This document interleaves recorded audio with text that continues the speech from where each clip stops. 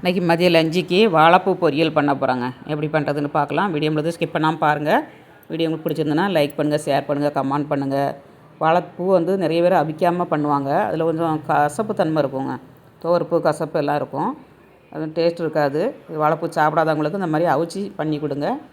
வாழைப்பூவில் சத்தெல்லாம் நமக்கு போகாதுங்க. வேக வச்சிட்டாலும் அதில் சத்தெல்லாம் போயிரும்னு நினைக்காதீங்க. நிறைய சத்துகள்லாம் இருக்குது. சாப்பிடுங்க அவிச்சி. இந்த மாதிரி நம்ம வேக வச்சு எடுத்துக்கிடணுங்க. கொஞ்சம் உப்பு போட்டு நம்ம மூடி வைக்காதீங்க. மூடி வச்சோன்னா பொங்கி சாடிடும். மூடி வைக்காமல் ஒரு 10 நிமிஷம் நல்லா வேக விடுங்க. நல்லா வெந்துடும். வெந்ததுக்கப்புறம் நம்ம தண்ணியை வடிகட்டு பொரிச்சோம்னா அவ்வளோ ஒரு ருசியாக இருக்குங்க. இப்போ வெந்துருச்சு. நான் நைட்லேயே நறுக்கி வச்சுட்டேன். அதனால் கொஞ்சம் கலர் சேஞ்சாக இருக்குது. உடனே ஃப்ரெஷ்ஷாக பண்ணதாக இருந்தால் பண்ணி வைங்க. காலையில் பிரேக்ஃபாஸ்ட் பண்ணும்போதே லஞ்சு பண்ணணும். காலையில் உரிச்சிக்கிட்டு இருக்க முடியாது. அதனால் நைட்லேயே உரித்து கட் பண்ணி வச்சுட்டேங்க. இப்போ பச்சை மிளகா 3 மிளகா, 3 வெள்ளைப்பூடு, அப்புறமா கொஞ்சமாக தேங்காய், 5-6 பல் சின்ன வெங்காயம், ஜீரகங்க 1/2 ஸ்பூன் எல்லாம் போட்டு குறப்பாக திரித்து மசாலா எடுத்து வச்சுக்கோங்க.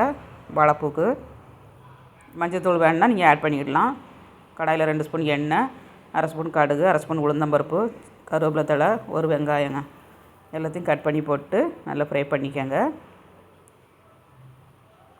கொஞ்சம் கண்ணாடி பதம் வரதுலையும் வதக்கிட்டு நம்ம வாழைப்பூவையும் மசாலாவும் போட்டு ஃப்ரை பண்ணிக்கிடணுங்க.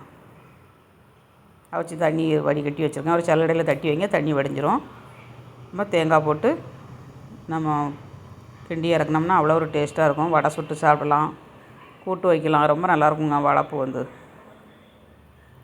சில பூ கசக்கும். நம்ம அப்படியே போட்டு நம்ம ஃப்ரை பண்ணிட்டோம்னா சாப்பிடவே முடியாதுங்க. நம்ம அவிச்சி தண்ணி எடுத்துகிட்டு பண்ணாக்கா அந்த கசப்பு தன்மை போயிடும்.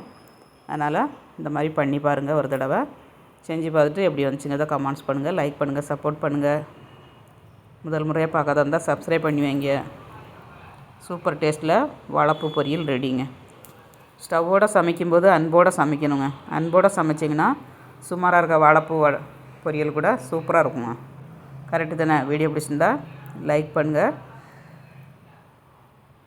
எம்மி வாழைப்பூ பொரியல் ரெடிங்க. மீண்டும் நாளைக்கு இன்னொரு வீடியோட பார்க்கலாம். பாய்.